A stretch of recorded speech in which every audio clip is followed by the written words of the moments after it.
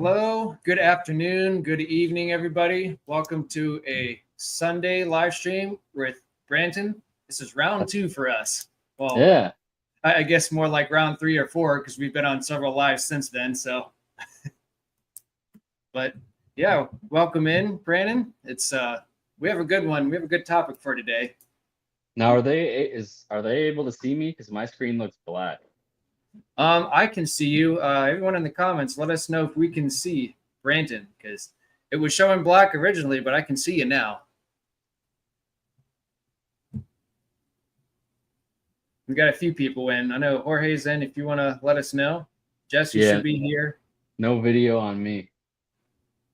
No video on Branton. Well, let me hop out and hop back in. Solve of all life problems, right? Yeah.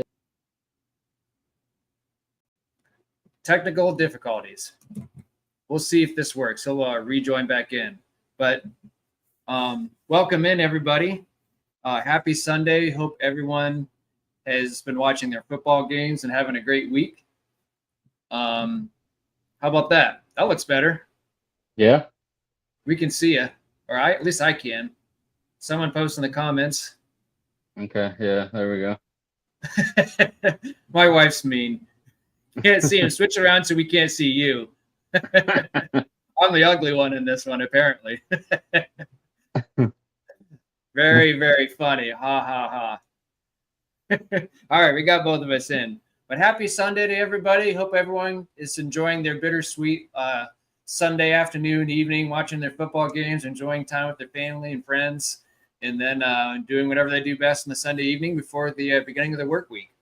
I hope everyone has a great beginning of their work week and just enjoys themselves and takes care of themselves. Another thing I want to mention too is my next live will be on Thursday at 7 p.m. I will be with Mike Loves Life Aquatics. This will be the first time I'll be doing something with him, so I'll get to know him a little bit better during the live stream. So that'll be a good one. And then if you guys don't know Jim from Happy Place Aquatics, he's going live right now as we're doing this. So make sure to pop by his channel and say hi to him and give him some love if you haven't already done so. And then yeah, I think that's kind of all the minor announcements or major, however you guys want it. And thanks for coming in. How was your weekend, Brandon? It's been good. Yeah. Good. Trying to think of what I've done. It's been pretty laid back. So yeah, I look forward to the laid back weekends. I like winter. It gets cold. I get to stay inside and not do a whole lot. Tell you, that's the winter time is the best time to do fish keeping stuff because you know there's nothing to do outside. You can stay up to date on everything and keep rolling with it. But I don't know. I'm the opposite. You know, I live for the summertime. I love doing outdoor stuff, but I know a lot of people love the winter. I mean, here in Ohio, we have a snowboard and ski club that people just go there all the time during the wintertime and love it. So. Yeah, see in the chat, Jorge must have something going on with his eyes. He probably needs to get that checked out. Oh, okay. Yeah, I since he can't see you.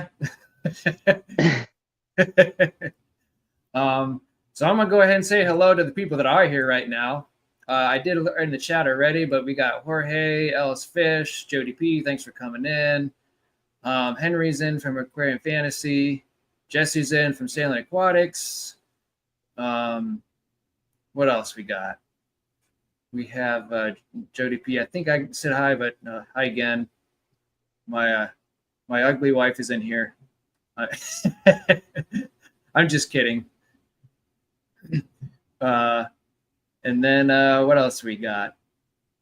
Hope is in here. Thanks for coming in, Hope. Zen, thanks for coming in. Lake Missoula, how's it going? Patty's Aquatics, thanks for hopping in. And Zen gave you some links there for everyone. If you don't know who Brandon is, or Thanks, if you don't know Brandon's channel, there you go. There's some information for you guys. Zen, if you want to post our first live that Brandon and I did, in case anyone missed it, you can. But if not, it's no big deal. But we have a good topic. I actually had a lot more homework than I anticipated, because once I started thinking about it, I was like, man, this is a lot to think about. Yeah, it is. I thought it was going to be really easy. Then my wife and I sat down at the table, and I have to give her some credit because she helped me with some of this. Mm-hmm. And a lot of it made sense, but then I was missing, like, I think 1 or 2 on the reasons why you should own an aquarium, because I think the reason why I struggled so much with that is because a lot of things were kind of tied together, and I was trying to separate them. Yeah. So I was just like, man, this is really difficult, you know? Did Yeah, you have that issue too? That was my same problem. So there, a reason that you should keep them could also be a reason that you shouldn't. Depending on who you are and your habits, and So yeah, Yep. it was a little tough. Yeah. Yeah, they can be intertwined a little bit, because I think it'll be a good discussion, but it'll be hard to like be okay with starting an aquarium, but at the same time you kind of want to separate the two just so we get a good discussion between the both sides. Mm-hmm. And then kind of relate back to it, like we had discussed about turning those not owning an aquarium into, let's turn those around and make it into a positive statement. So that's the last thing we're going to do. So for tonight's live stream, Brandon and I are going to discuss 5 reasons why you should own an aquarium, and then 5 reasons why you should not own an aquarium. And I'm not kidding. I mean, this is my notes front and back. So, oh wow, yeah. I didn't want to forget something in case something got missed. Yeah. I'm kind of a detailed person. Here's mine. That's all right. I got bullet points. There you go. Hey, it doesn't matter how much or how little you have, as long as we get our point across, right? Yeah. All right. So where should we start with? Because for anyone who doesn't know, Brandon and I came up with these lists on our own, and we did not talk previously backstage before the live started. We did this completely on our own, and then collectively, Brandon and I are going to come up with 5 reasons why you should own an aquarium to combat the ones why you shouldn't. So, Brandon, I'll let you decide. Should we go with 5 reasons why you should first, or when we shouldn't? I think we should do why you shouldn't. Start with the positives, right? No, why you shouldn't. Should not. Okay. Yeah. Okay. Sounds good. I'm okay with either. So I'm going to start off, and then do you want me to? Let's just do. I'll do one, and then you'll do one. Do you have yours in specific order? No, mine are in no order. It doesn't matter. Okay. I have my number 1 for reasons why you should and reasons why you should not are definitely my number 1. But then the rest of them, they're kind of in an order, but they don't have to be in any particular order per se. But this is just my personal, like, mine are kind of in an order, but definitely number 1 on both sides is for sure number 1. Okay. Yeah, I'm just curious to see if we kind of have the same, I guess the same reasons. Yeah, we might run into the same ones, and I'm sure that's going to happen. Yeah. I think that's why that's why it's interesting that we haven't talked about this before. So it'll be interesting to see our answers. Yeah. Did I miss anything else in the chat before we get started, so that way I don't get too behind? Stan Pittman, thanks for coming in. It's a Motley Crue night. Does that mean they're playing tonight? Or is he just saying it's a Motley Crue night because there's some people in here? Zen says, number reason not to own an aquarium is because you likely end up with well over 1 aquarium. Yep. Yep, that's probably going to be talked about too, Sarah the Great. So, but yeah, seems like I'm pretty caught up. So let's go ahead and get started here, Brandon. You ready? Yeah, let's do it. All right. 5 reasons why you should not own an aquarium. So my number 1 reason, and I had a couple in here, 2 to 3, and as I kept going with it, and I said, you know what? This has to be number 1 for me, no doubt about it in my mind. And it really all comes down to is just like the lack of knowledge. And the reason why I picked this as my number 1 is you have to educate yourself. You have to know the nitrogen cycle. You need to know what type of fish you're getting, what get along with everybody, what goes well with others, how you can like instant cycle a tank, Just do your research. I mean, there's a lot of stuff that gets involved with fish tanks. And if you don't know what you're doing, I've seen a lot of examples where people start the hobby and then they quit the hobby several months later because it's, too much work. They didn't realize this didn't go well with that. And it just all comes down to you have to do a lot of research more than you think before you actually just go out there, get a fish tank, set it up, and be like, yep, it's going to take care of itself. So with that, that's kind of why it's my number one reason. And I feel like this hobby is important to know what you're getting into and knowing what your water parameters are, whether it's freshwater, saltwater, that sort of thing. So that's my number one reason, hands down, is just to know what you're getting into and learn a little bit about the hobby before you go out and buy your first fish tank, whether it be planted, dirted tank, or anything else. So Okay. that's my number one. So what do you have? Well, I have something kind of similar to that. I will say that I did not research anything before I started keeping fish, and I just did it. Okay. Would the research have helped? Yes. Was it a time where we had dial-up internet that was awful, and This is true. there really wasn't a resource short of books or people you knew? That's kind of how it was for me. And Yeah. one of my 5 reasons why we shouldn't, I have down as access to quality information, Okay. and livestock. Livestock, you said? Yep. Okay. So if I guess that kind of ties into what you had said, because if you don't have the right information and you aren't starting with fish that are going to set you up for success to begin with, it can be not great. I agree. It's interesting how you whenever you started up, it was different than how I started up. And it shows kind of like our personalities. It shows that like some people want to have that. I'm just going to go wing it and see what happens, and then you want to learn from the experience. So I totally get that, and I like the differences that you and I have starting off as well, because it looks at we relate to the knowledge part, and it's nice to have that. But then sometimes the best way you learn is from experience. Yeah. So that makes sense. Yeah, I've always learned a lot better messing something up the first time.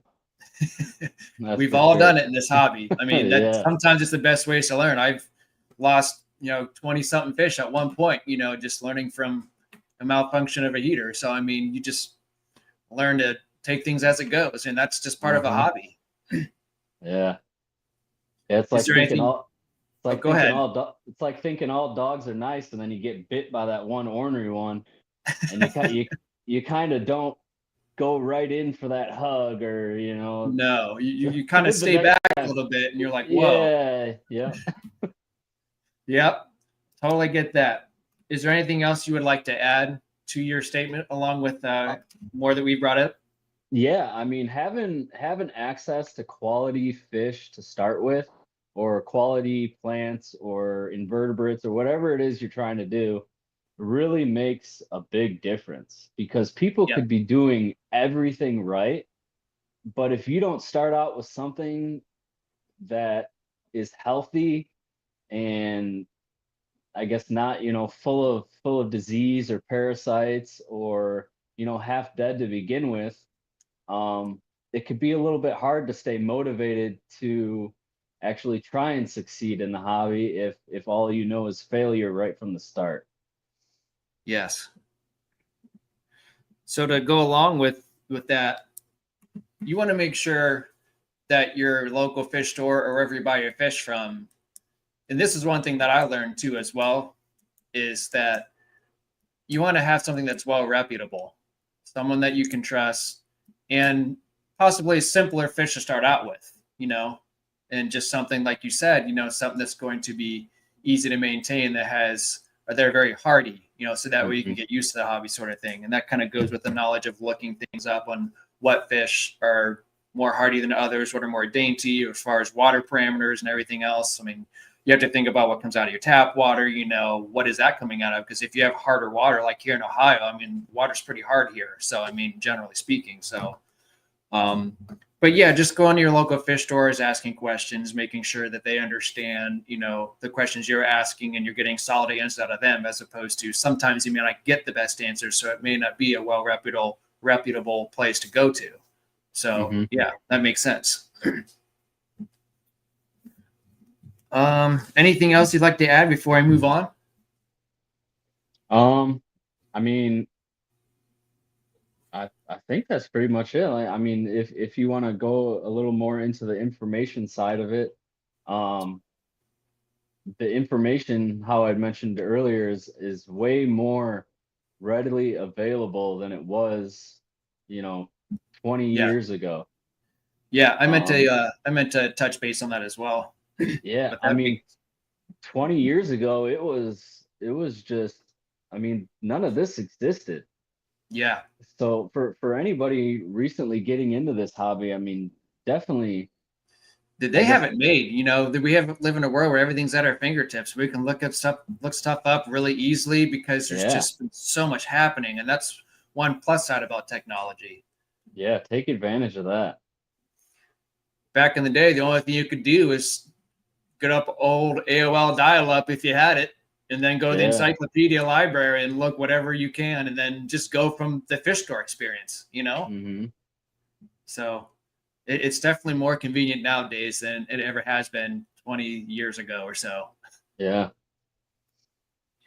But yeah, so that's good. That's a good start. I like it. Um, so like I said, my next four, I think number two, I think can be a solid number two for me.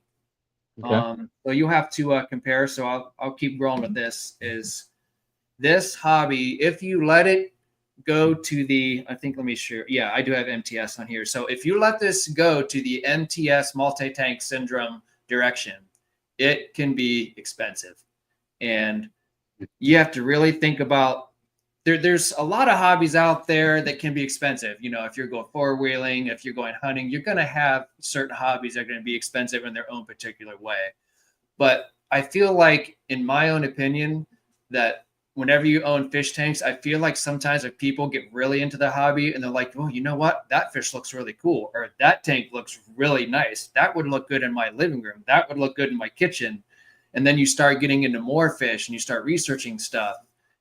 And if you let it catch up to you and you start overwhelming yourself, then you have to think about, oh, I need filtration. What decorations do I need? What substrate? Do I want a planted tank? Do I want an African cichlid tank? Do I want a saltwater tank? What's all involved? And the next thing you know, you're having babies. And next thing you have 30 tanks in your basement. So in a nutshell, also you have to think of like food. If you have high quality food, that stuff can add up quick if you start having the MTS. um, I'll stop there and let you talk a little bit, but I have more to talk about as well. So let me hear your insights on that. Okay. So yeah, again, one of mine on my reasons why you should not is cost. It can be expensive. I was almost debating on whether or not I wanted to include this on why you shouldn't. But I think it does belong because I guess once you're in this hobby for a while and you have that experience, it it can, but it absolutely cannot cost you anything. I mean, depending on Yeah. what direction you want to take. And I But think we should save that for the end after we're done. So make sure we keep that in mind of this is like a teaser of how we can fix that. okay. But yeah, But I do definitely. agree. I mean, if you start, if you're buying with the multi-tank syndrome, brand new tanks and all the filtration and the heaters, and then you're talking about substrate and depending on Yes. what fish you want. I mean, you can go out there and buy a high-end pleco for, easy, a couple $100. I mean, you Yeah. you can you can be, a grand into a 10-gallon tank in no time. It all depends on how fancy of a fish you want to get and you want to have that popping color to it. I mean, it can Yep. make a difference. And I guess the reason I have it on the reasons why you shouldn't and that it can be expensive is that I guess if you can't afford to take care of the fish that you have, it is definitely a reason that you should not have a fish tank. I agree. Because because you do have to take care of the fish. No, it doesn't matter how you do it, but they do need to be taken care of. And I mean, they are living things. So Yes. Yes, I 100% agree with your statement there. I mean, it's something that it's a responsibility. It's hmm something that it's your response. It's your 100% sole responsibility to make sure that their living conditions are met so they can grow and flourish and have a decent life for themselves. yeah, And that can be costly too, depending on the fish, the size tank, and everything we had discussed already. Um, and some other stuff, like I said, food quality. You know, if you want to give your fish the highest quality of food that'll help them grow the best and have the best nutrients, the best natural food that's found in their natural habitat, you're going to spend a lot of money on food. I mean, that's just what it is. I mean, I just know from experience from buying food from Walmart, buying it from my local fish store, buying it online from Northfin. You know, I mean, there's just a lot of options to choose from and what you trust as a food source for your living glass box. So, hmm um, and then there's a few other things I'd like to mention, and I'll turn it back yeah, to you to relate back to this number two answer is especially if you have big tanks and you let the MTS catch up with you, you have to think about your utilities. You have to think about how many tanks you're running, how many heaters you got in there, and the power source of how much that those heaters are drawn. I know nowadays they have a little bit more energy efficient heaters too, but you have to think of like your water bill. You know, if you're doing a lot of water changes on your big tanks, your water bill is going to go up, your utility bill is going to go up, so that can be expensive. And then of course the cost of fish, depending on, like you said, with that Pleco, you might spend $200 on this fancy Pleco in a 10-gallon tank. You know, that's the cost of fish. Like if you have a male African cichlid, you're depending on the size, it's 50 to $100. Saltwater fish could be anywhere from 50 to who knows how much. You got yeah, discus, you know, to think about. So I mean, like saltwater is just way out there. I mean, it's like you're going to have a lot of high and expensive fish that are only probably be about this big. Or as another example would be like the coral reefs. You know, those can get pricey. yeah. So Those frags can be expensive. yes. So like you said, you just got to know your financial limits and make hmm sure that you keep tabs on it. So I'll go ahead and let you do your take on that as well. Yeah, I mean, I totally agree. I mean, like I said, you know, it's hard. It's hard to not spend money in this hobby. It's so hard. Mm-hmm. It's so you hard. you have to give yourself that line, and you like you really. I get it. I totally get it. Yeah, I've kind of reached my limit without going over the line. yeah, Long story short, I have stopped my 2 breeding tanks because if I don't, I'm going to run out of space down here. hmm So there just comes a point where I need room for grow out tanks. I need to stop the breeding process so I can move fish according to their spot. Because otherwise, I'm gonna have to hire somebody yeah, with my job, my family life, and I'm just like I don't know if I can do that. You know? yeah. You gotta start. You got a kid, right? Yes, I have You a gotta 2-year-old daughter, so you gotta start getting her ready. she's going to be my new hire here in about a year or so. So I got Yeah. to get her prepped. She's feeding here and there, so she's doing well. Uh-huh. I think my wife actually helps doing the feeding more than I do, just because she's here whenever I'm working, and she's got to feed them when I'm not here. Otherwise, I've got to come here at like 4 a.m. and feed them down here. Yeah.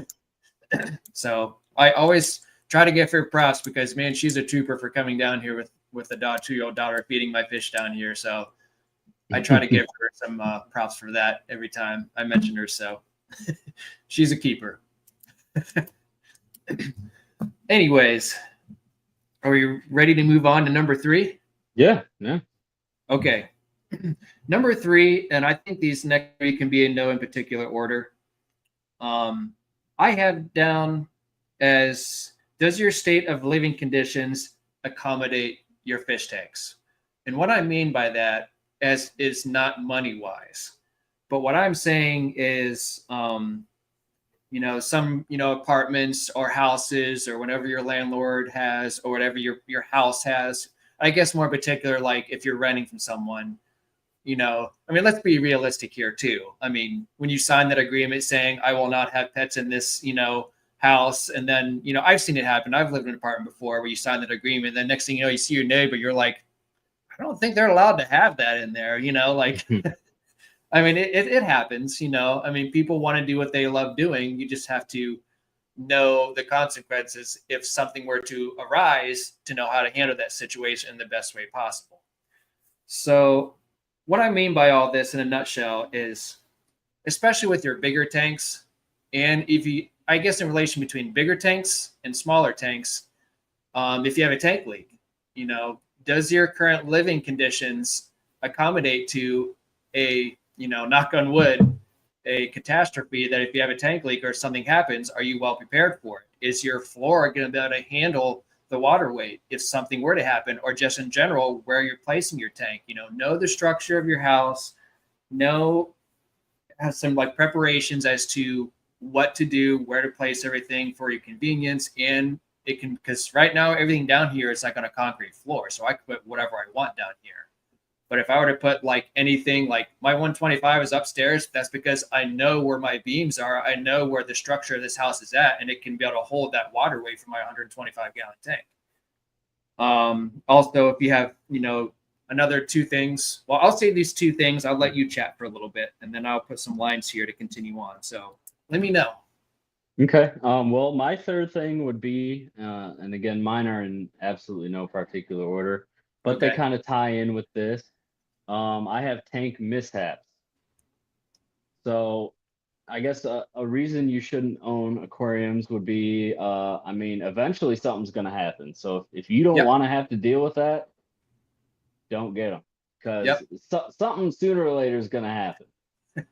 Whether that be a break or a leak, whether that be, heaters sticking on, killing all your fish, Yep.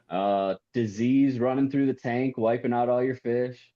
Uh, something will happen. And if you don't have the ability to deal with that or the desire, then that is definitely a reason you should not own aquariums. I agree. You have to like not be afraid of failure too, because if you're afraid of that, it kind of ties in with what you just said. Something's going to happen, and it's not. You have to have a mindset of not if it happens, but when it happens, and Hmm. what your game plan is when it does happen. So, I mean, it's a whole different hobby. I mean, if you have different things that are outdoor hobbies, they're all outside. So, I mean, it's a little bit easier. Where as far as fish tanks go, and if something were to happen and water goes everywhere, I mean, it can be damaging. Yeah. It can really do it. It can really have a really financial setback if something were to happen. So you Hmm. have to just keep inside in that mind that, you know, things could happen. You have to be prepared for it. And if that's something that you're going to be in the back of my mind, you can't, or you might lose sleep over, it may not be the best decision for you. Yep. Yeah, because my very first tank that I worked and bought for myself was still while I was at my parents' house. It was a 75 gallon I had down in my bedroom. I had it for, I don't know, maybe 3, 4 months, and it cracked from corner to corner all the way across the front. I came home to 2, 3 inches of water left in the tank, all my African cichlids flopping around at the bottom. Wow. I just remember, walking in, I opened the door to my room. I heard my filter going rah, rah, rah, and I was Yikes. like, okay, that's Running not dry. great. Yeah, I Yep. was like, that's not great. And then I stepped into my bedroom and my feet splashed when they hit the ground. And you're like, Uh, wait a minute now. Like, yeah, I you turned on the kidding me? light. Oh man, it was awful. So everything had to come out of the bedroom. I mean, I'm scrambling. I had I had a couple of I guess tubs. I had the old tank that my parents had set up in the house growing up. So Okay. just scrambling, trying to keep my fish alive. I Yeah. actually didn't end up losing any fish um, until I was able to. One, I had to redo the carpet in the bedroom, so everything had to come out of the bedroom, new carpet. Mm-hmm. Uh, and then I had to wait for I forget who the manufacturer was, Marineland maybe, Okay. uh, to warranty my tank and get me a new tank. Wow, that was quite a process for you then. Yeah. So So with I that got being, oh, go I got ahead. mine. I got mine out early. You were fortunate enough to be able to save those fish, though, which was, Yeah. on the bright side, you have to look at it that way. But Uh-huh. unfortunate event, it kind of sucks. um, so with that being said, I have a question for you. Yeah. Do your tanks, are your stands and tanks sitting on carpet now? Yeah. Okay. Is that something that you're okay with or not okay with? I mean, right now that seems like a dumb question, I know, because you're still operating and running, but I mean, like, Yeah. was that something that you considered not doing when you had that event at the time? Or were you just kind of like, you know what, I'm just going to keep going with it? Yeah, it is what it is. I mean, whether, unless you're in a basement, you got a concrete floor, or you're on, I guess the first level, like a ranch or something, and you got concrete floors. I mean, I don't, Yeah. typically people's stands are going to be, I mean, I could be wrong, but I think most of us are keeping, as far as just a general hobbyist, not Yeah. like, I guess to my extent, but just, the person that's got 2, 3 tanks, I mean, they're just going right on carpet, hardwood floors. I mean, they're the same, you get warping in the floors, and I mean Yep. it. So it's just something you got to be able to accept that can and will happen. It would be an added expense in your experience that you said you had to replace your carpet. So that's another Yeah. thing to consider then as well. Hmm. Um, Me personally, I probably wouldn't have a tank on carpet just because the fact that if something were to happen, I wouldn't want to replace the carpet. But it doesn't mean that you can't have a tank on carpet for Yeah. obvious reasons. So, but that would be something to consider as well. That if you're worried about your carpet, then that might be, and that kind of ties into what we're talking about too. So, I think that's a good first 1, 2, 3 start off. Do you have anything else that you want to relate to that, or we think we covered the bases on that? Yeah. Yeah, I think we're good. Okay, number 4, I have down as if you don't want to do the maintenance, and if you dread it, and you keep looking at your fish tank, and once you get one, you start going through the process, and then life gets busy, and then you kind of put it on the back burner, and you're like, oh, I really don't want to clean this tank. Then month goes by, 2 months goes by, 3 months, and then it's just not fun for you to do, because the whole reason this hobby, ties into like, this is supposed to be enjoyment. You're supposed to be, well, we'll get to that in a second when we go to the positives, but regardless, if you don't want to do the maintenance on it, and if you want a low maintenance tanks, just kind of like yours with all your planted tanks and stuff, and it seems like a lot of people like doing that. But regardless, you still got to do some maintenance here and there, trimming all your plants or doing, some water changes whenever you feel the need to. It just comes down to, if you don't want to do the work, then there's no point in getting into it. Go ahead. Yeah, so we'll go to my next one then, and who'd have guessed it's maintenance. Our So lists so are very similar. so yeah, maintenance.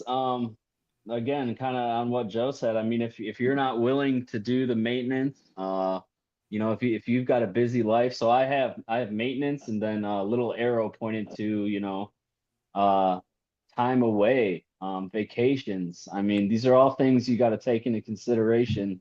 If you're going to be away from your tanks, then I guess, you've either got to have a system in place to take care of them while you're gone, or yeah, Got I to know mean, a yeah. friend or family to take care of it, and someone that you trust that will be able to handle your Hmm. fish feeding and something that come arises, that knock Yeah. on wood wouldn't happen while you're away. Yeah, so yeah, maintenance is a big one. I mean, you definitely got to maintain your tanks, how little it may be. They're all going to require work. They're going to require at least some sort of maintenance, whether you have a saltwater or freshwater, whether it be planted, whether it be dirted sand capped or sand rock substrate, live fake plants, whatever have you. It's going to need done. Hmm. And I'm glad you brought up that point, because I didn't think about this going on vacation. And that was another thing I thought of too, is before fish tanks and before my daughter, my wife and I, we always went and we redid our, when we got married in 2013, we went to Dominican Republic for our honeymoon. And then we were able to continue to do that, just to go back and enjoy, once a year to go back and go away for a week and enjoy that same routine. So now that I have multiple tanks, you have to be able to find that one person that you can trust that at least can come by every couple days, 2-3 days, and just check on everything and feed your fish. So that was one thing that's like, if we want to go on vacation, we got to find someone that is going to be able to take care of all this while we're gone. And like you said, that's definitely a consideration if you start getting multiple tanks, and you have to realize it's a lot to watch over. So, yeah. Just got to know the right people, like family, friends that you can trust and watch over everything. And that just comes with maintaining everything. So that I agree, that relates to maintenance. Yeah. That could also turn into a mishap. Yep. Yeah. If someone feeds the wrong food, or if something happens and they can't do anything about it, or if they accidentally bump something, whether it be your filter or something that, bumping anything, and it could mess up your entire fish tank, when you come back, and next thing you know, you're not home or not close to home. Yeah, somebody could feed all your food at once. That seems to be a big one. Yeah. Like, yeah, we don't want none of that. Fish look hungry. Let me pour the entire bottle of food in there. Yeah. Yep, I could see that happening. I've seen little tricks that some people will put bags of food and then they'll tape it on each individual tank, and they'll put like the day when you put this much food in there. And I think that would be a good idea to help maintain your tank. So that way we don't have, here's a container of food, let me just shake this in a little bit. Yeah, like Stan said, non-fish people always overfeed. And you know what? I've never met somebody that has not kept fish that would easily just put way too much food in a tank, guaranteed. I mean, it just had, and I guess we take it for granted knowing what we know, but I mean, yeah. Yep. It's not like a dog where if you give it too much food, like maybe it gets full and goes and lays down. You're dumping this food in the water, and that's where it's living. And they're going to continue to go after that food, whether they just ate or not. Yeah, it's a Don't give into that temptation that they're always hungry. Yeah, it's a little different. It's hard to. I mean, like even on like Sundays, like you almost feel bad because as soon as that timed light comes on in one of my tanks, they're all like right up there, just right at the top, scurrying about. It's just like, you guys, you need to digest your food for a day. Yeah, I think we accomplished that pretty well. We both had our takes on that, and I think we're pretty relatable. So, ready to go to our last one? Yeah, let's do it. This might be different, depending on your last one, but one I had down, I think it took me a minute to find this last one out, is being prepared for failure, checking water parameters, fish death. If you have a soft spot for fish death and you don't know if you can take it, and it can happen at any point. And if you don't want to deal with that or afraid to fail, then I would not start an aquarium. So that's kind of like short and sweet and to the point. So let me know what you have. Mine, I guess you could kind of tie it into that. It could turn into that, I guess. But I have so this is more or less if you've been in the hobby for a while, and it would be burnout. Yeah. So if you're no longer enjoying the process, maybe you shouldn't be keeping the aquariums, whether it be for a little while, taking a break, or just toning it back, or whatever you got to do.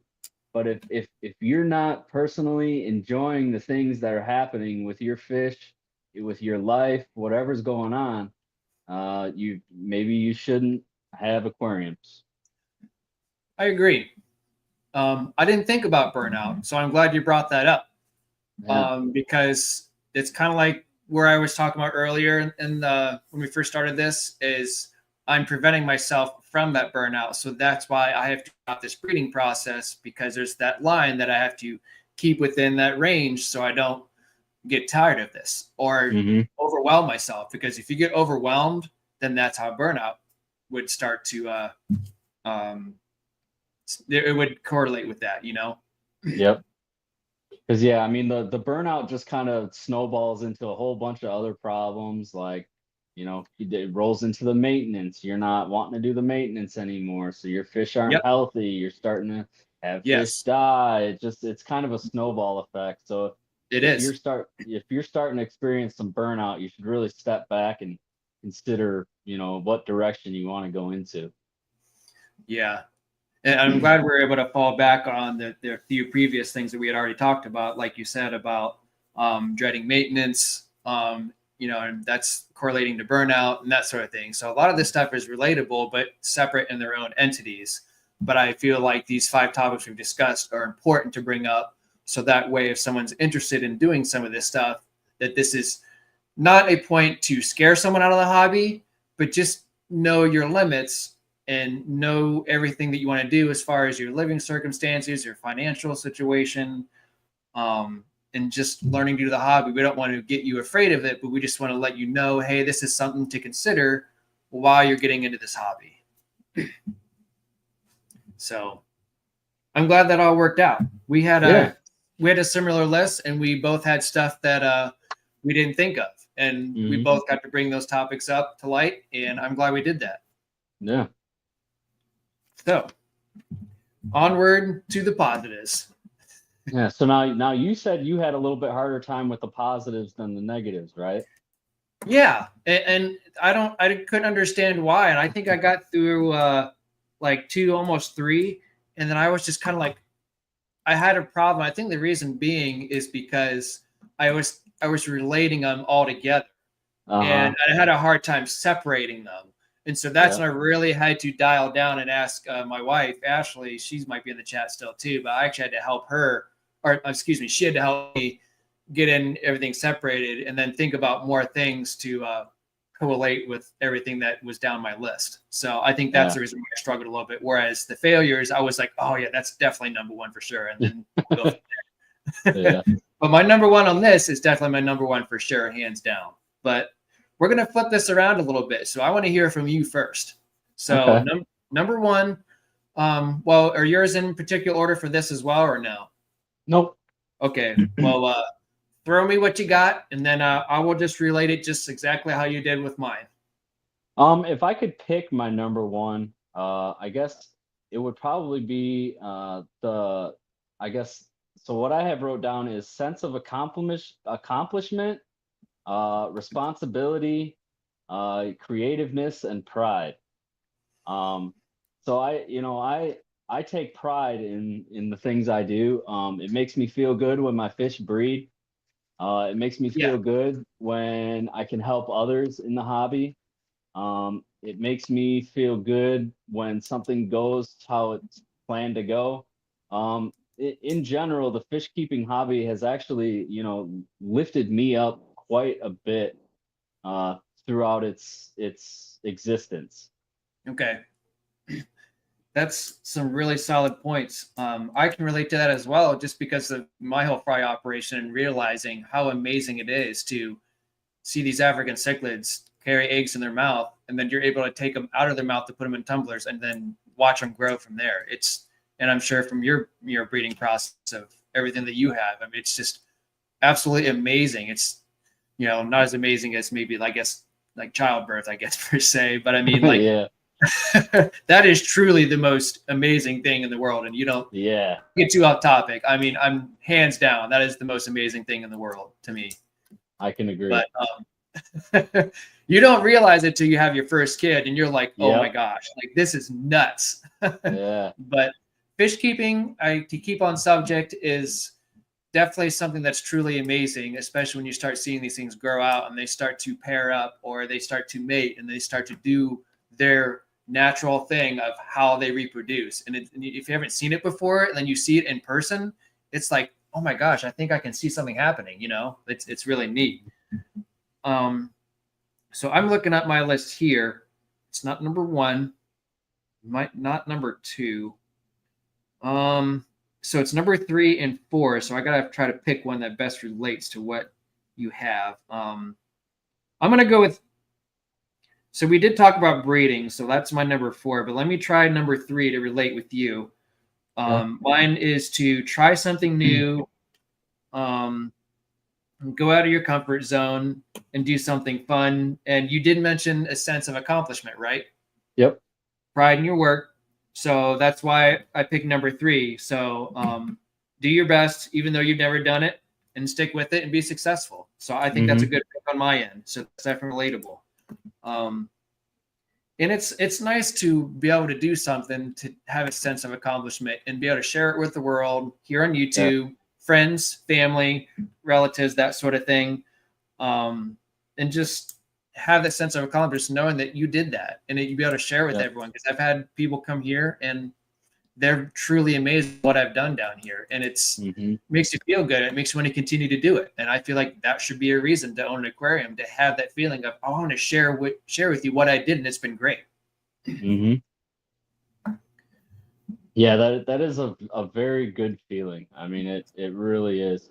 Like, I mean, I got family members that come over to my house all the time, and I mean, they're just, they're amazed that, because it's weird to think about people not being like us, because we take it for granted, but I mean, it's pretty amazing keeping fish in glass box. I mean, it's to be able to do that is go ahead. It's special. I mean, I mean, it's a whole different world. I mean, I grew up going fishing, and it's just a whole different atmosphere. And when you're going fishing, for obviously food purposes or enjoyment purposes, they're living in their own natural environment and stuff. But then when you actually sit down and dive in per se into this hobby and figure it out, it is truly amazing to see how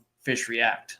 And I really like that aspect of it, and be able to share that with the rest of the world, for everyone to see you grow and learn new things. So yeah, that's a good one. You ready for number 2? Yeah.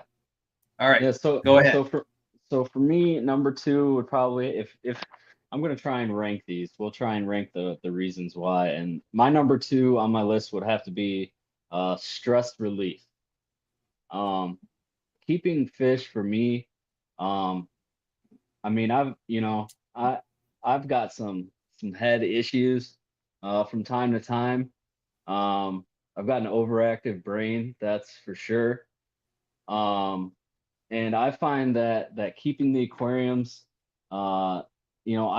it fills a lot of vacant time where my overactive brain tends to kind of just not work in my favor, I guess. So it's a nice thing to occupy my free time. It keeps me out of trouble. There's far worse things that I could be doing with my free time.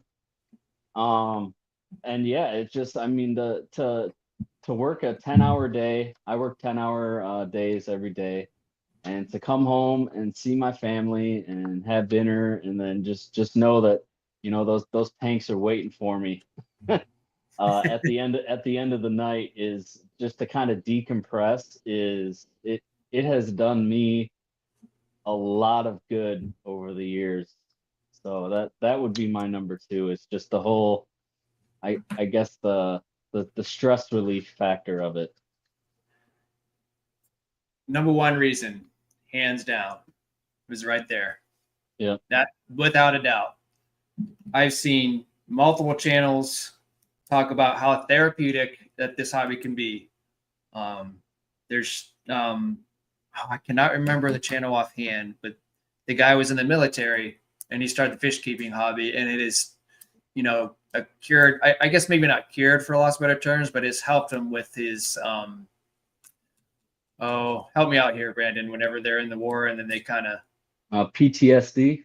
Yes. So it helped him with that. and he shared this. He's on YouTube. He's on the community. If someone knows in the chat, I cannot remember for the life of me. Is it Cichlid Yeah. Psyche or something like that? I don't recall. But I have heard that same scenario many times.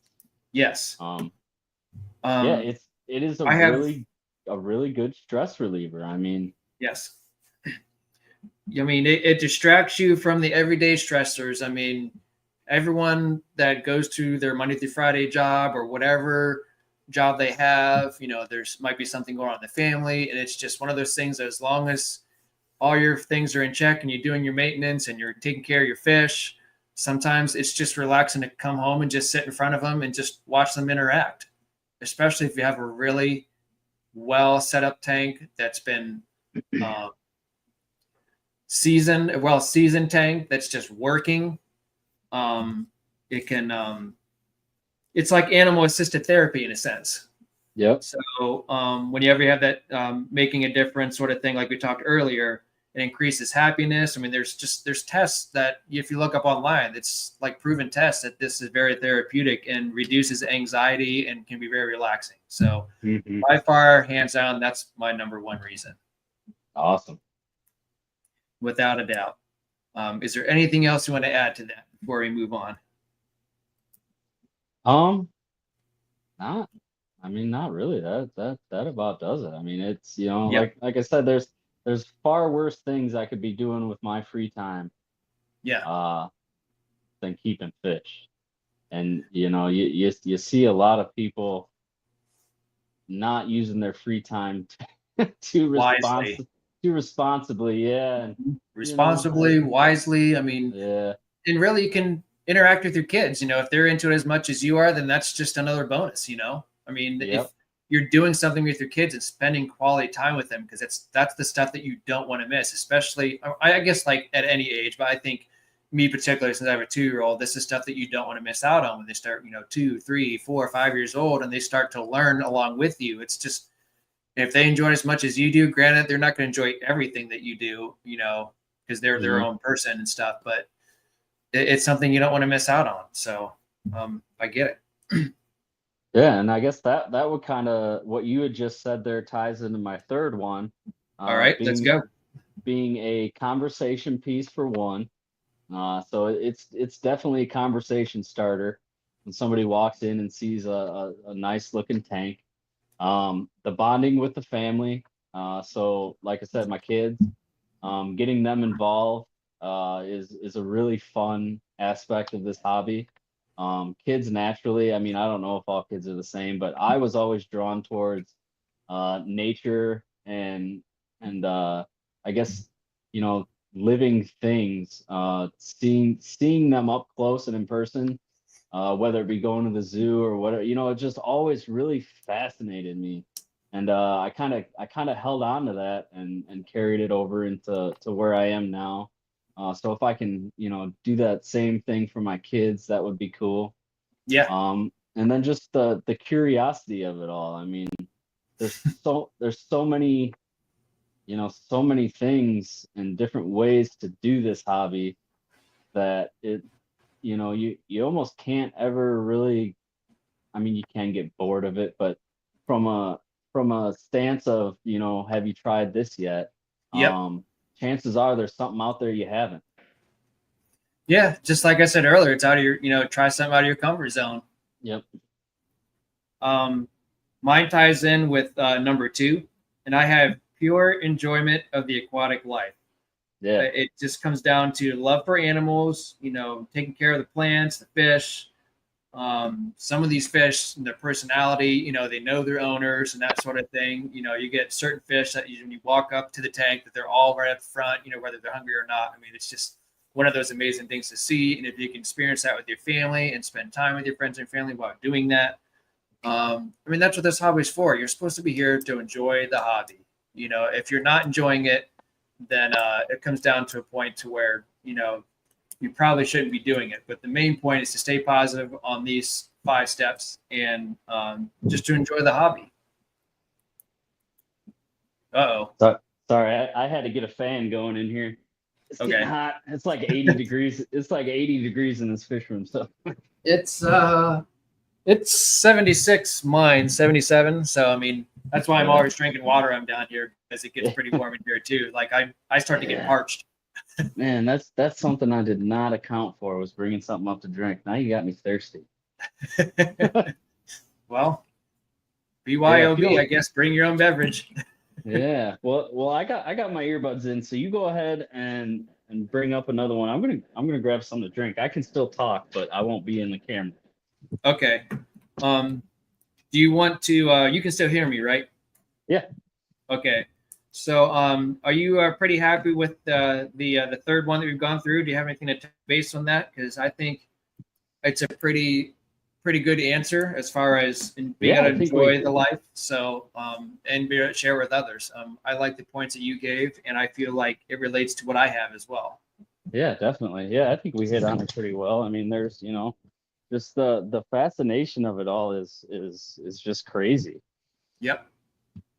Yeah, and just being able to, like you said, that sense of accomplishment, and you're doing something for the better of keeping these fish in glass boxes, to take care of them and being able to share it with everyone in your family. I think that's really something that's truly special in its own way.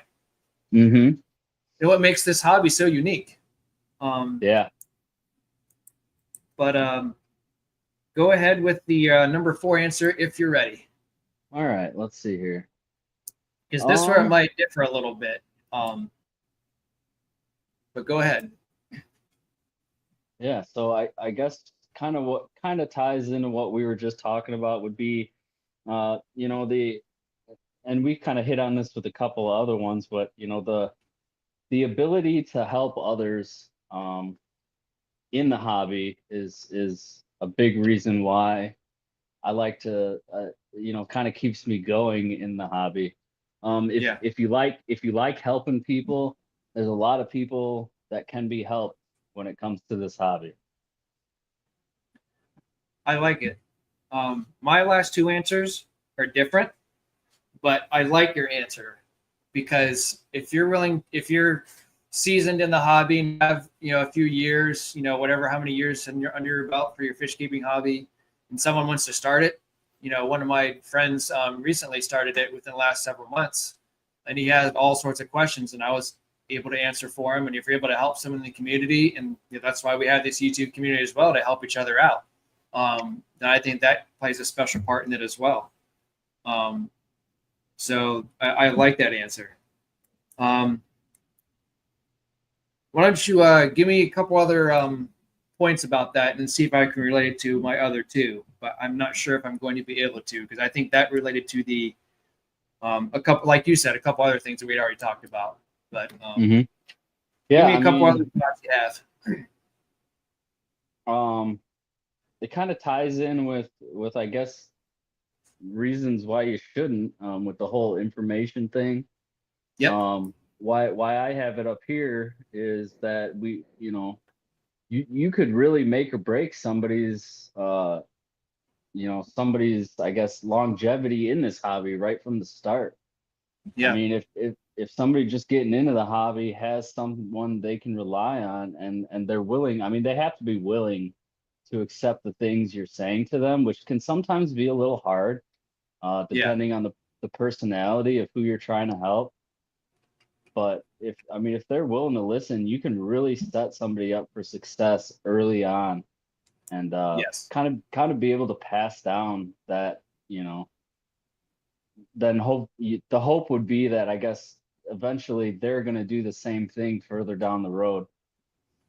Yeah. I agree. I think with that being said, again, kind of this is kind of relatable, but I think with that being said, with going along with your topic, is being able to teach people the fish keeping hobby and be able to pass it on down the road Hmm. comes down to what my number 4 answer was watching fish grow and reproduce. So it kind of related to what we talked about earlier, but in a sense, like we're talking about breeding and coloring up and the interaction of stuff. So this is all a visual experience that you can teach someone down the road and be able to share with everyone and say, hey, like I want to help you out. Let's throw this on YouTube because I saw this with my fish tank and this is what worked for me. So maybe if this didn't work for you, then we can try to collaborate together and figure out what works and what doesn't, and what works best for a situation that someone may need assistance on. So I Mm-hmm. think that makes a lot of sense on kind of like not so much on my end, but then I was able to relate it back to what you originally said. So it's just all Yeah. like in experience, and that's why I think it helps to make you want to start a fish tank and aquarium, because you have this ability, you had this um, like availability at your fingertips to be able to reach Yeah. out to our fellow YouTubers and our fellow community and stuff. And that's what's so great about doing this on YouTube, is you can help each other out as opposed to like Facebook groups or like something else that you may not trust, you know. Mm-hmm. I personally would rather come to people that I've talked to, like for you, for example, that I've known for a little bit, that has experience, and we've, you know, conversed back and forth between different channels, as opposed to going to a Facebook group or going to your local fish store and you have no idea who they are. They've only worked there for this long, or people that you don't even know, you know. So Mm-hmm. it's just like a, I guess, a trust thing for lots of better terms, but yeah. Yeah. Is there anything else that you want to touch base on that subject before we move on to the last one? I don't think so. I think Okay. that's pretty good. Let's hear your last one, and I think mine will be way different. And it seems like that usually is the Okay. case. All right. So my last one would be to relative to other hobbies that you could have, and this is not, you know, obviously, I mean, collecting buttons or something, but you know, relative to other hobbies, keeping fish tanks can be easy if you know what you're doing, and for the most part can be laid back depending on what it is you're trying to achieve. I Yeah. mean, you can keep a small aquarium with a few fish, keep it simple, and it can be a great aquarium for somebody for a long time. With, Yes. you know, it, compared to like if you're in a flying, you know, biplanes, I mean, that's you know a whole different level of a hobby. I mean, like you know, Yep. the fish keeping hobby does not have to be hard. It can be It very does not. easy, and you know, I honestly think anybody that wants to do it and Yeah. they're physically able to can do it. I mean, I agree. And it's something that anybody can do. yep, I like that answer. I guess I can kind of relate to that, but I want to kind of reflect on that a little bit as well. That and we can kind of, I guess we can turn this into our collectively 5 answers that we'll have to remember this, that this is keeping things simple, you know. So that Yeah. can be like our first thing that we can talk about after I'll tell you my last reason. So Yeah. we can kind of remember to turn into that reason. So that'll be a good one we can start with. So what I'm saying is I like this hobby, and the whole reason to start an aquarium is because the personalization is just insane. I you had personalization with all the other hobbies, but like with an aquarium, you are never going to see an aquarium like, oh, that aquarium, I saw that exact aquarium at that store or at that house or at that, you know, every aquarium is literally different down to a T. Like you're never going to find the exact same. You might have similarities, but like the personalization, you can almost see like how your main display tanks are set up, what this person is trying to achieve, and what that their looks and what they're trying to maintain. And it kind of shows their personality of what they really like and what they do to really make their personality show in their fish tanks and then themselves and what they're trying to do. And that's what I really like it, down to the decorations, the aquascape. Um, no two tanks are exactly the same. And it's one of the best hobbies you can get into to set up exactly how you want it, and no Yeah. one can tell you differently. They can help you with it and be assisted, you know, with it, but it kind of correlates to yours, but it's more off base than Yeah. what your end was. Yeah, no, I like that. I never really thought about it like that. That's that's neat. Yeah, because it is very you know, that they are very different depending on who's setting them up and keeping them. Because yeah, we're Yep. all a little different. I mean, I'm a lot of different, but We all are in some crazy form of way, you know. I mean, we Yeah, all got our. And I think that's what shows in our personality, and it can show in your fish tanks because you're like, oh, I really love this, or let's say like I went camping and saw this, or hey, I went to this shop and I was like, wow, I really like this, and then next thing you know, you have that exact thing in your aquarium because that's what you liked as a kid or growing up, and so yeah, I like I said, just keeping things simple, and it doesn't have to be hard. And you can have a simple tank. I mean, you got me started with a 2.4 gallon tank, and you can keep it simple. You know, if you just want yeah. something on your desktop, I mean, even if it's just simple as that, it can be done. Mm-hmm. Um, so within the personalization of making it your own way, on top of keeping things simple, that can be our first solution on a I'll flip my page over here. Instead of why you should not own an aquarium, this would be a first of 5 that you and I will come up collectively on how to make it easier for ourselves. So Yeah. why don't you keep running with what you were talking about earlier as our, it doesn't have to be number one. We don't have to any specific order, but this is definitely a solid topic. Go ahead. Yeah, so as far as the maintenance goes, the maintenance doesn't have to be like grueling, set schedule, like has to be done as, you can set up fish tanks to be as little maintenance as they could possibly be. I mean, plants go a Yeah. long way in helping that.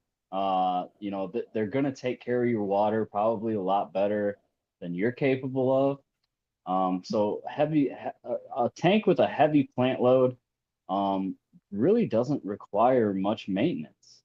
As No. far as the water goes, as far as the cleaning goes, you're not going to get as much algae, so you're not scraping Mhm. off in the glass all the time. Yeah, because the Um, plants are what gets that algae for their nutrients then. So yep. General overall better health for your fish. Most fish love plants. It makes them feel comfortable. They're able to fight off any illness that may be introduced in the tank at some point if they're yeah, happy. it's a If they, if natural habitat sort of thing. Yep. Yeah, if they're stressed, trying to hide underneath the one rock in the tank, they're not happy. So it, Yep. it definitely adds, you know, the way you want to set up a tank can greatly affect the amount of work that you have to put into it long term. Yeah. Um, and I like what Jorge says. That he says you can set an identical tank with the same plants and fish, and they will still be totally different. yep, and they will. I mean, but It's nice to have that luxury of being able to place a fish in a natural habitat, whether it be like what you're talking, like especially with fully planted tanks. You know, that's why Jorge's going simple with his. It's all planted tanks as well because he's keeping things simple in the way that exactly how he wants it. Just like in your circumstance, that's exactly a good proven point of mhm. making things easy for yourself. Yeah. And I mean it's not just, not just the plants, depending on what kind of filtration you use, Yeah. dictates how much maintenance you're going to have to put into it. They all have Yep. their ups and downs, but I find I have the least amount of maintenance on my air-driven filters. So that being my Okay. sponge filters. For one, Yeah. to clean them, you just pull them out and you run them under the sink and you put them back in. Yep. It takes maybe 5 minutes if they're really dirty. And it's super Yeah. easy. It's super easy on the fish. You don't have to worry. I mean, there's no electric, so you don't have to worry about them stopping at some point and then you not noticing and then your tank starts to foul. I mean, Yep. it's just there's so many ways you can make this hobby easier if you want to. So Yeah. so the maintenance aspect shouldn't scare you away. I mean, obviously, if you want ADA style, like professionally aquascape tank, there's no way you're going to avoid maintenance. But if you just want Yep. something that you enjoy and looks great to you, and it probably looks Yeah. great to, I mean, all my tanks, I think they look, you know, great to me. And that's, kind of all that matters. And they are, Yep. I set mine up to be very minimal maintenance. Yeah, I think the main goal for everyone, in my opinion, is if those fish are living, thriving, happy, and healthy, even if that tank isn't like in a pristine condition, depending on what someone is aiming for. If someone wants to do however their tank is set up, that tank, as long as everyone's thriving and living and having a happy life, that's really the main point, Yep. no matter how you do it.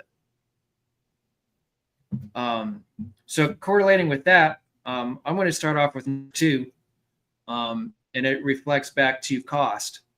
And Yep. you helped me with one of those things, actually, of the many options.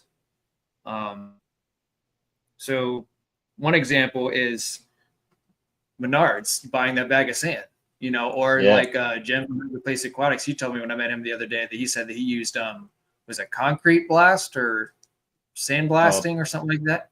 Yeah, blasting sand.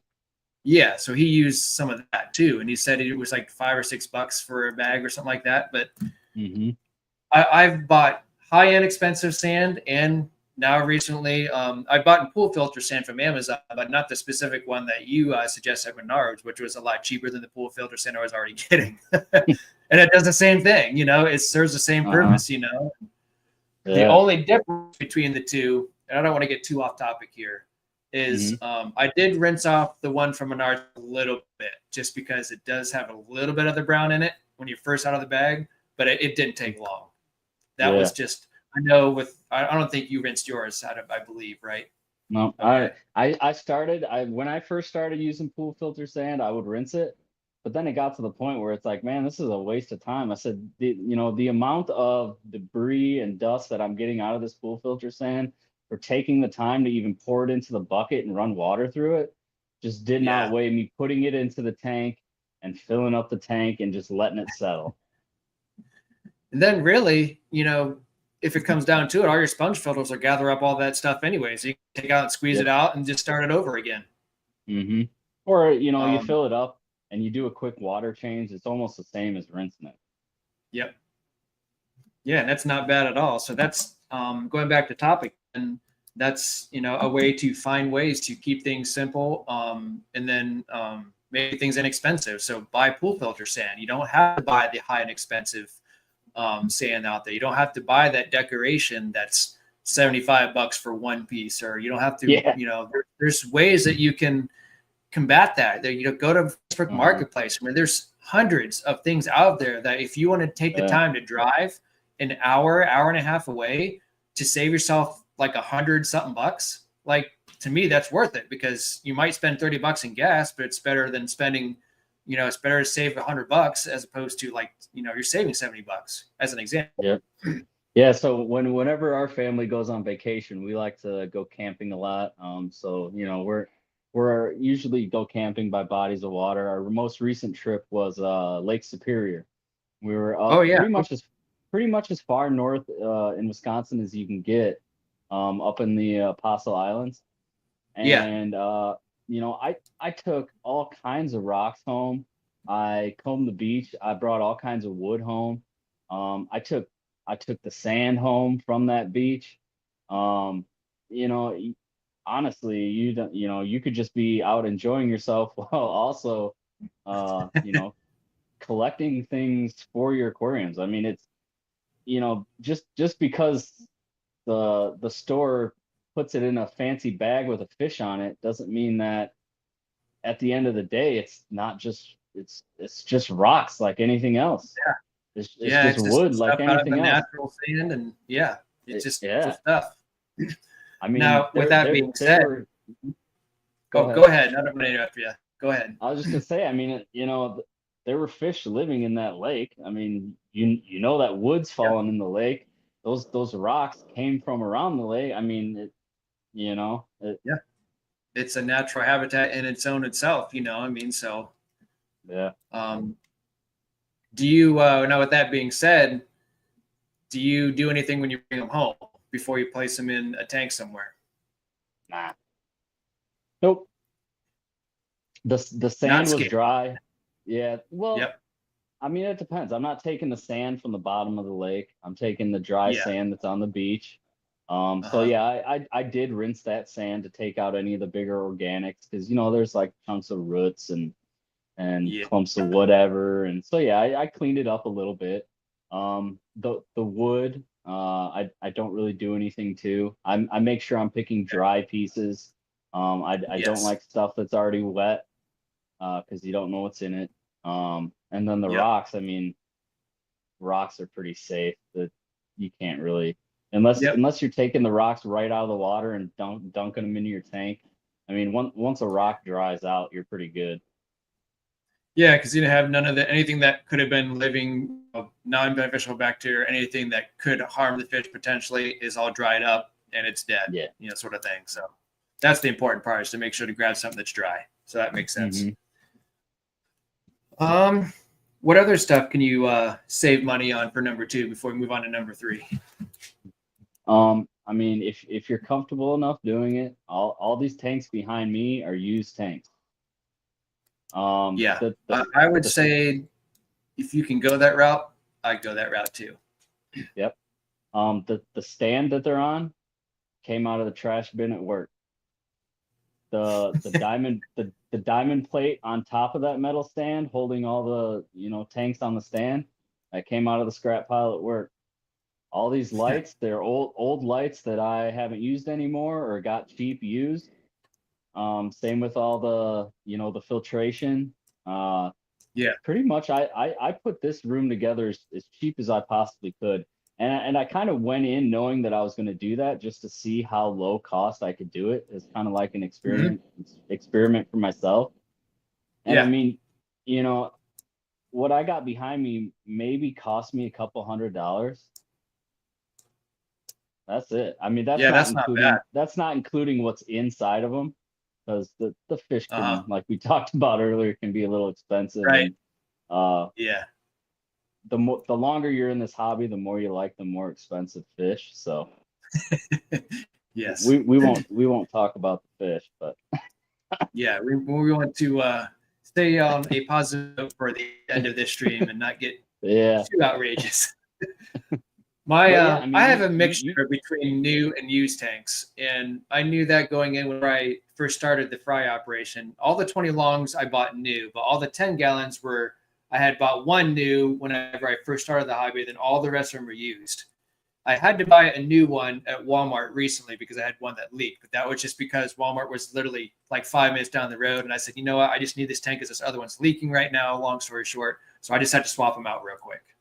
mhm. So that happened. But if you're just casually looking for a tank, originally before replacing the tank, I had 8 tanks that were bought off the marketplace. I think I paid like $100 for them, Yep. $10 a piece, and that was with substrate. The rocks that came with them too, which I no longer have because the Menards pool filter sand. So I mean, Mhm. there's ways to combat saving money. You don't feel like because PetSmart or Petco has that $50 or half off sale that you need to go get the brand new tank. You can, and that's another way to save money depending on coupons and what your financial situation is. But I think if there's ways that you can do it and you're comfortable with it, have at it. Yep. So number 3, I'm looking at my paper here. Um, I would say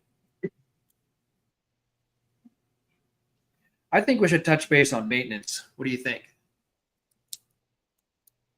Does that sound like Um a solution I to thought we owning a already tank as had opposed to not? yeah, I thought we already had touched on the Oh, maintenance, but that was number 1. we can go Yeah. back into it. I mean, Um. Yeah, I think. I guess it comes back to the first one we have is it does have to do with maintenance. Some to be hard with maintenance. You have air driven filters, sponge filters. Doesn't have to be expensive. I think we should switch it up since we already touched base on that. yeah. So number 3, I think we should be comfortable with learning our fish and don't be afraid Okay. to fail. So that kind of goes with learning, knowledge, Yeah. I think that's important. And I feel like even the most knowledgeable fish keeper in there or in the hobby can still learn something new. And I Hmm. feel like we shouldn't be afraid to help each other out and learn new things. And I feel like if you have a knowledge, don't be afraid to ask someone, even if you've been in the hobby for brand new 5 years, 20 years, don't be afraid to ask for help for something that you may or may not, know. We could all help each other in a way. And don't be afraid to reach out. I mean, I always try to say that in my channel that like I've only been in the hobby back in the hobby for a few years now. So someone who's more seasoned is going to have probably more experience. But if someone has a question about anything, just feel free to ask. I'm an open book. So I feel like with the lack of knowledge being not an aquarium, I feel like we just need to be like in this community. I mean, it's a great way to get to know everyone, and we get to share our experiences and see what works and what doesn't, and we have it readily available for us. Hmm. Yeah, I mean, Um, I've been in the hobby for 23 years, and I'm still learning new stuff every day, and I love it. That's another reason what keeps me in the hobby. Um, not being afraid. I mean, there's a lot of times I get new fish just because I've never kept the fish before, and I want to observe it. I want to yeah, watch it. I want to try and spawn it. Um, I think that, having that challenge can be very motivating. yes. I think Curtis is still in here, but we had talked before that one of the things that he loves doing on his channel is he wants to try to find the next rarest fish out there. And he likes having that certain fish. And it may not be necessarily expensive, but it's just one of those fish that like he really likes having like a rare fish that you wouldn't see anywhere else in like your local fish store or a pet store. Like it's something that's special to him. Hmm. And I think that's what's kind of neat to be able to get the knowledge of wanting to be able to know what this fish is like, how it reacts, what you feed it, what condition it wants to be in, and just don't be afraid to learn. It's sometimes you Yeah. might fail and it happens. You just don't be afraid to. Hmm. Um, yeah, that's a good one. I like that one for number 3. Um, let's kick it back to you for number 4. Yeah. So a lot of the tank mishaps can be avoided, if you know what you're doing. So while it can be intimidating, um, not, I guess, knowing ways around preventing certain mishaps. There certainly are. Like you said, you got your tank upstairs. You obviously knew it was going to be heavy. You took the time to Yes. make sure that that tank was going to be able to stay where it is at without any issues. So whether you got to go downstairs, see which way your joists are running, Yeah. there are steps you can take to prevent mishaps. This fish Hmm. room up here, it's 80 degrees. I have a heater in my Episto tank just in case. But it's never kicking on. But other than that, I mean, my tanks don't have heaters. You don't have to use the heaters. You don't have to run the risk of frying your fish. If you do need to I've use done that heaters, once before. yeah, if you do need to use heaters and you're concerned about your heater sticking on, get in something like an Inkbird, Heater controller. yeah, a Yep. thermostat controller. I mean, you know, they're $20. I mean, it costs you a little Yeah, more it's money, but it's going to prevent that mishap from really ever happening. that is probably, in my opinion, I'm glad you brought that up too. It seems like you're on the same page as me. That those Inkbirds, those temperature controllers, it will literally shut off the power source to that heater if it were to fail, Hmm. because it'll just cut the power, because that thing that'll be in the water, it'll know the temperature of that tank, and if it goes above that tank, there goes the power to it. So I think that Yeah. is one of the best inventions that you can get, especially, for example, like my Peacock and Hap tank upstairs. It is fish wise the most expensive tank that I have in this hobby. And I have one of those Inkbirds because right now the heater that's in there is just one of those heaters that you buy from Amazon. And I have a backup whenever that goes bad. But I Hmm. was not, after I had that heater failure in my 20 long, I knew it was like I could not even imagine what if this were to happen Yeah. upstairs. So that's when I was like, time to take measures. And honestly, if that heater sticks on, you can still use it with an ink bird because it's just going to turn it off. I Yep. mean, they can definitely go a long way paying for themselves easily. Yes. I like Ed's Aquatic Exotics here. It's cheaper to heat a fish room than individual tanks. We have multiple aquariums. Yep. Ed, you got that right on the nose. And the reason I say that is because all these tanks downstairs, whenever I first started this fish room, I only had about 1, 2, 3, 6, 9. I think I had like 10 tanks down here, and they all had individual heaters. And then I started putting individual heaters as I expanded for the fry operation. I had a heater in every tank, and I got to tell you, our electric. Long story short, on a side note, the cost of electric has gone up in my area in the last year or so, and I found that out really quick. And then when I had that between that and the heater malfunction, I realized, holy cow, my electric bill has skyrocketed, not only because of the cost of electric going up in my area, but just from keeping a heater in every tank. So that's why I decided to heat control this room, so I don't have to deal with any heater malfunctions down here, and the whole atmosphere just keeps the tanks where they need to be. Yeah, I definitely agree with heating the space. Like I said, I don't have heaters in any of my tanks. Like I said, I got one in with the pistos just in case. I don't, I don't know. I don't want them. I'm trying to breed them, so more or less that's the only reason why I have a heater in there. I just don't want there to be fluctuations if there are any. And then I've got 2 heaters in the tanks in my bedroom. Just because that is it's an addition. It wasn't insulated well. Whoever did it, it gets very cold in there in the winter, and they need heaters. I mean, the heat doesn't flow right in that room. It gets cold in that room, and they definitely need heaters. But other than that, I don't run any heaters in any of my tanks. Yeah, there's the only heaters that I have in my tanks. I have 3 tanks that have heaters in them currently, and only one of them has that temperature controller on them. But I'm probably going to add another one to my Frontosa tank there at 125. The community tank probably can get another heater for. But it's just one of those things that, like, I know what you like. I don't have any fish tanks in the end of my house, but I know those 2 rooms. They do get cold, like you said. So if I were to do that, I would have to have a heater in that as well because the temperature just fluctuates too much. Yep. But yeah, I try to keep it to a minimal and keep it easy, and just know your mishaps and try to prevent it. And try to turn that into, like, if you're, don't be afraid to be able to combat that mishap that might or could arise, and find ways to do it to be comfortable with owning a fish tank.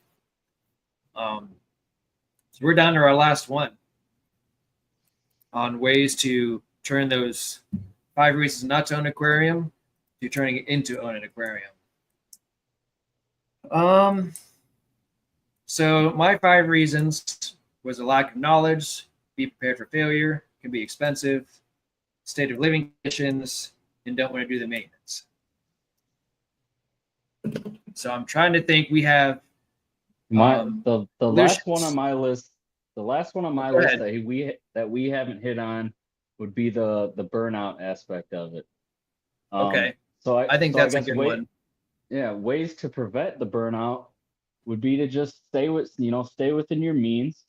Don't overextend yourself. If you don't have time for 20 tanks, don't have 20 tanks. If you find yourself kind of starting to burn out, maybe try and inspire yourself again. It doesn't have to be bad. I mean, it is what you make it. I'm always getting in, like a new fish that I'm curious about, and I'm excited to watch and maybe try and breed. And it goes a long way with keeping yourself interested in the hobby. I agree. I'm really glad you brought that up because I was stumped for a final reason, but it's a very good summary on everything we've touched base on. Mm-hmm. Because if you're burnout, if you're not enjoying the hobby, you don't want to do the maintenance, you're afraid to fail, and all these reasons add up for why you don't want to own an aquarium. And even if you start and you don't want to have that burnout, either buy new fish, or if you can't handle it, you have to figure out ways to keep yourself in the hobby for the long run. And that's kind of one of the things I actually put in my description on my YouTube channel when I very first started out. Is the whole goal is to keep us all together doing this for the long run. And that's going to continue to be my goal.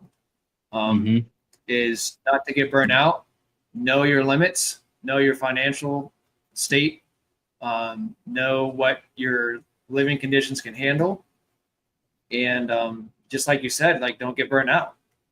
Yeah. And honestly, I think the biggest thing for me preventing burnout has been finding this community. I mean, I appreciate everybody that is watching right now. I appreciate you, Joe. Thank you. Having this community in itself goes a long way towards preventing the burnout that could happen. Yes.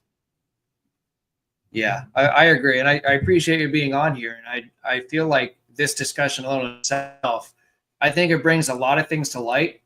And even if someone has already heard of things like this before with other YouTubers or live streams or whatnot, I think it's nice to be able to reflect back on some of these things and think, oh, you know what, maybe we change something in one of these aquariums, because what we're talking about now, right now, there could be like, you know what, that's a good idea. I might go buy one of those ink birds. Or, hey, that might be a good idea. I'll go get some of that pool filter sand. Or, you know what, I have too many tanks and I want to spend more time with my family because I'm overwhelmed myself. Then XYZ. I think that makes total sense, that you do not want to get burnt out. And you want to do this for the pure enjoyment. And that's the whole purpose. If you're not enjoying it, then there's no point in doing it. Yep. I mean, I might be the only one that's crazy that I like doing tank maintenance. Yeah. No, I mean, I enjoy it. To me, that's therapeutic alone in itself. I mean, there'll be times where I'm down here and I'm so like in the zone. I almost forgot about this, and this is kind of funny, but I'll be so in the zone with doing all my tank maintenance. And I've had my wife and daughter come downstairs, and I'll be, moving to the next tank and doing my next thing for changing waters. And I'll look up and there they are right in front of me. And I'm just like, oh my gosh, you guys scared the crap out of me. Yeah. So yeah, I might, crazy how doing the maintenance is crazy, how into it you can get. And, just all the things that you notice while you're doing this. The reason why I love doing maintenance so much is you get to really get hands-on with the tank and really figure out what's going on with it for that short amount of time. I mean, you can't get any more intimate with the tank than when you're maintaining it, because you're really looking at the fish. I mean, you're really looking at your equipment. You're evaluating everything while you're doing it. At least I am. And I think it's just a really good way to be in touch with your fish tanks, for sure. There's very seldom times to where I'm doing water changes and maintenance to where I'm not paying a whole lot of attention. That's usually a case to where I'm, have on my busy week of work, or, especially summertime, because you want to do a lot of things outdoors and stuff. There's more activities. But generally speaking, that I, just like you, whenever you're doing your maintenance, that's literally when you're spending probably the most time examining your fish. What's going on in the tank? Are the sponge filters running correctly? Is this fish looking okay? Are the decorations off? And it could be, detrimental if, like with Mbunas, some, like what I ended up doing with my Mbuna tank is it just happened with maintenance. Just like you said, like after realizing how much these fish dig and how much they get into the sand, especially certain ones, like African cichlids, they love to dig in the sand. I started to realize I have, live rock in here, heavy pieces of equipment in here. And the more they dig, the more they start shifting. And then I had rocks, I would come downstairs and one rock would be against the glass or something like that. Or a rock would be hitting or be sitting on the bottom of the tank. So I actually put like those egg crates. Whenever I move this tank downstairs is when I started putting those. I actually removed most of the sand, put the egg crate down on the very bottom, and then I put the sand on top of it. And then I put the rocks on top of that, because I'm just like, I am not going to have this tank all the way down, because that could be a very bad situation. Yeah, that's a very, very good thing to do. That egg crate goes a long way when it comes to fish that like to dig, for sure. Yeah. Not only does it disperse the weight slightly of what is in the tank evenly on the bottom, but yeah, it prevents a lot of shifting of decor. Yep. And that can be, you know, especially with the boonies, if you have like whatever rock scape you have, and if it's heavy, you're going to need that, like you said, the balance of weight, you know, to evenly distribute that. So, yeah, I think that we did really well on this. I'm pretty happy with how it all turned out. Yeah, that was fun. That was smooth. I like it. Yeah. Do you have anything else to add to our last one? I think the last one, honestly, we touched base on quite a few of these, obviously the 5 of them, but I really honestly think the number 5 might be the most important. Yeah, preventing that burnout kind of ties in with everything. I mean, you know, everything can cause the burnout, and you know, everything can prevent burnout. It's kind of a, you know, it's a balancing act for sure. Yeah. Yeah, and you just got to enjoy the hobby. You know, even if a fish dies, it's going to happen. You know, fish die. You know, it happens in life. You're just going to have to take it all in and try to learn from it, learn from experience. And sometimes if it happens, you just have to realize that either understand what happened, or if they just die randomly, like it could happen, just gonna have to move on and go from there. I mean, it's a hobby, and I've enjoyed it so far, and I've still enjoyed to this day. Just stay within your parameters of your lifestyle, and you'll be good to go.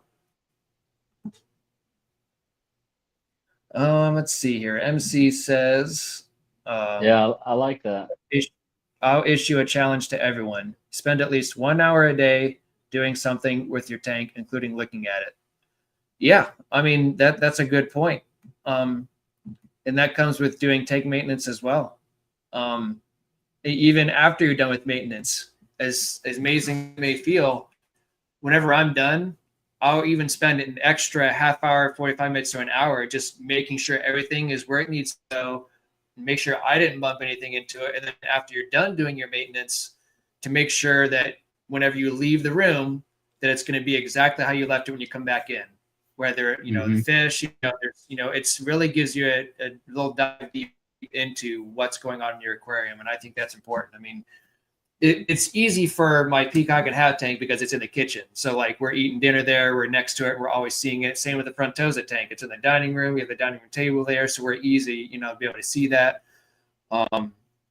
But it's easy to overlook things if you don't do that. And I think that's a good point that MC has made. And I appreciate that. Yep. Challenge accepted and completed. Yeah. There's nothing that's more important than to just sit and watch your fish and monitor your tanks. Because that really goes to show what's really going on. If you're just passing by and you see a fish chasing someone, or if there's something going on, you're not going to get the grasp of what's really happening. And I think that's important to be able to visualize what's actually happening as opposed to the initial reaction. So is there anything else you feel like you want to add to the rest of our live stream, and anything else that you want to say? Because I think that this was a very good discussion that we had, and I'm, like we had said, I feel like we did really well with it. Yeah, no, I mean, I think we hit on everything pretty well. I don't know if any of you guys got anything to add to anything we've said. I suppose we can, wait for some, I guess, some suggestions from the chat, but yeah, let's hear from you guys. Let's give the last little bit of the live stream. Let's hear from you guys. There are some tips on there, and I'll highlight them in, and then we can talk about it for any points that you guys may have thought that either you can relate to, or that that you feel that we should touch base on. Jorge. Yeah, I think he's messing with me. I think so too. That's a good one though. First he said he didn't want to look at me, and now he's saying he can't look away. He's sucking up. Stephen P says that's where doing certain tanks on hard mode helps keep my brain established a stricter routine out of necessity. which makes me observe my tanks more often. Yeah, you don't want to drive yourself crazy, but you want to, show enough attention to know what's going on within each tank that you have. So, yeah. It's like in hard mode when you're playing like video games or whatever. You got to put yourself in that, like, okay, this is the challenge, and we're going to accept it. And see, my hard mode, when I choose to do hard mode, I haven't gotten into CO2 or anything, complicated tank setups per se. But my hard mode would be, kind of what I touched on earlier, is getting a fish that you've never kept before, but you kind of know what you're getting into, and just see how it goes. See if you can get that fish to breed. See if you can, make that fish as happy as it can be. And that is my hard mode. My hard mode was, well, I guess there's two things, and thankfully, like, I didn't dwell on it for long. But like I said, with the heater failure, I had lost like 20 plus ACI yellowtail from a heater malfunction down here, and those are some of my favorite fish. So that was rough, and that's when I knew I had to make a decision, change all the heaters out, that sort of thing.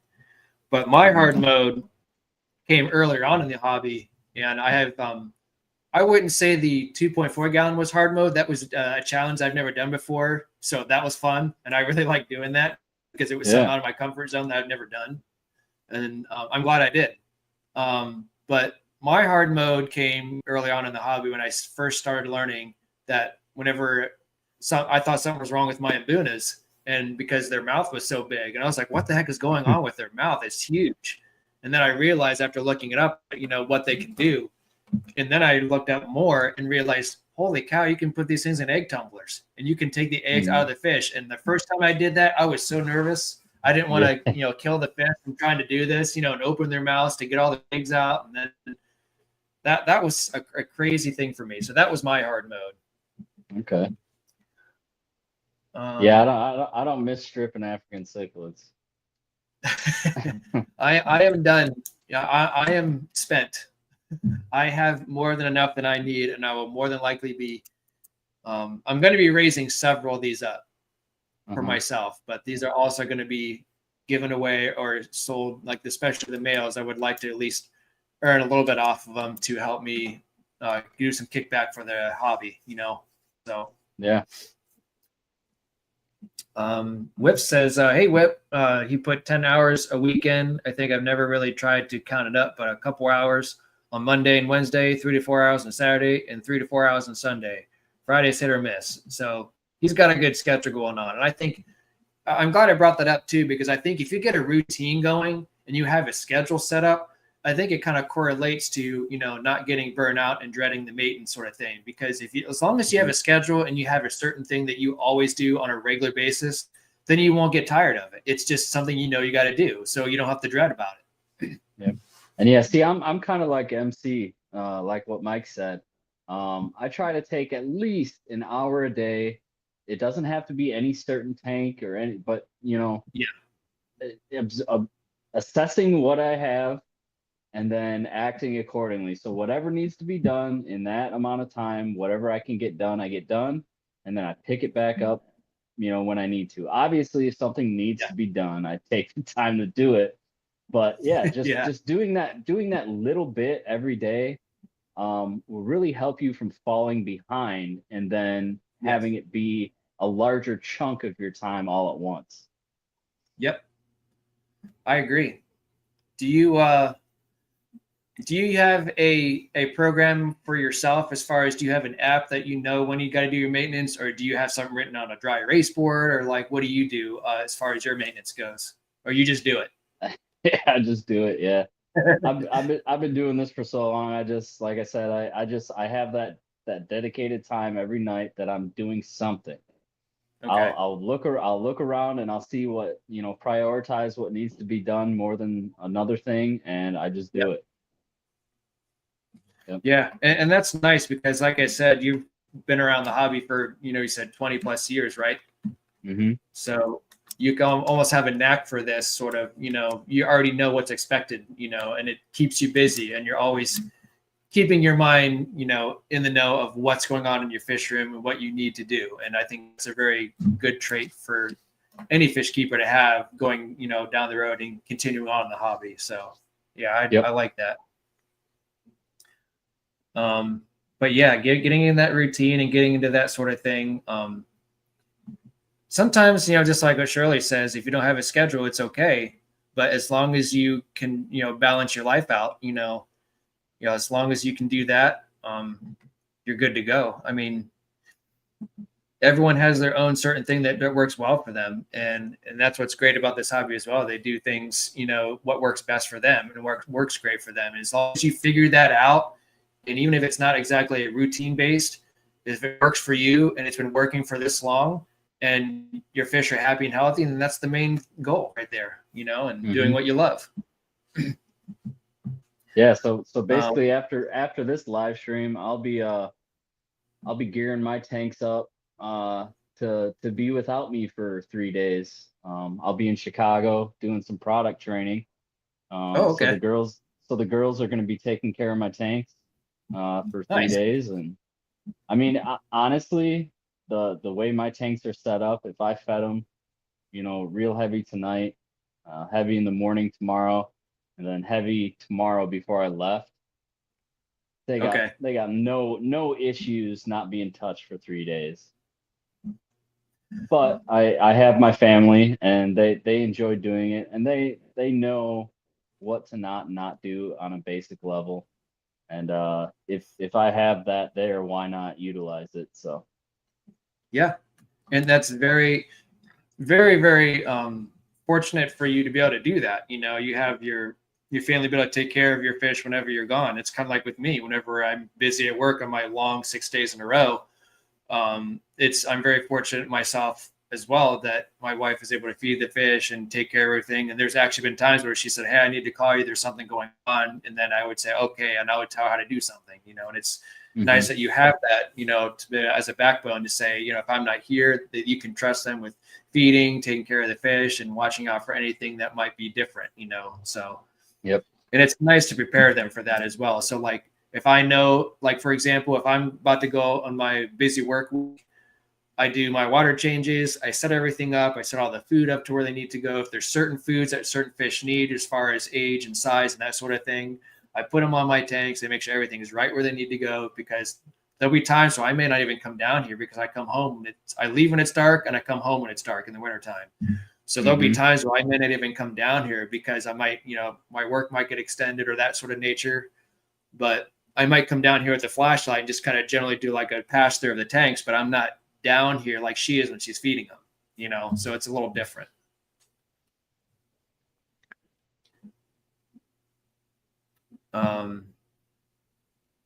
Thanks for coming in. Oh, you're leaving work. Okay. Well, thanks for hanging out and listening in. If you were, appreciate it.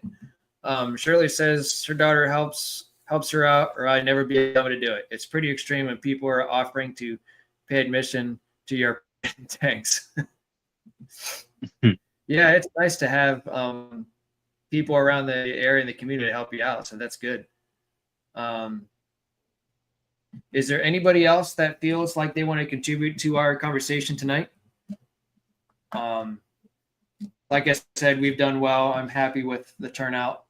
And I feel like we've touched a lot of things that we basically covered a lot of bases on what things that even I've thought about doing the list last night. And my wife helped me out. That was like, you know what? That's a really good point, So I'm pretty happy with that. And I'm happy with the stuff that you shared with, because it made me think, oh, you know what? I didn't think about that. And same with the other way around. So this stream has been really successful. I'm really glad we did it. He says, "Stop touching things, Joe." Is that for me? Oh, you'll go blind. Okay. But I think I'm going to end it here for tonight. I don't know if there's anything else I can say. I think we've done really well tonight, and I'm happy with it. Yeah. So thank you all for coming in and joining in. I appreciate your time. I appreciate you guys listening in. I hope you guys got something out of what me and Brandon were talking about tonight. Our point was not to obviously scare you guys out of the hobby, but to keep you in the hobby because it's good things to think about and it's good things to know. For if you're a first-time fish keeper or a few years in or an experienced fish keeper, just to keep those things fresh in mind and make sure that we watch out for each other and we stay in the community and help each other out. So. Yeah, I appreciate you guys all coming in, and this was a lot of fun. Thanks for having me on, Joe. Yep, you're welcome. We'll debrief backstage, and then we'll go our separate ways. Yeah, sounds good. So, good night, everyone. Thanks for joining in, and take care. Later.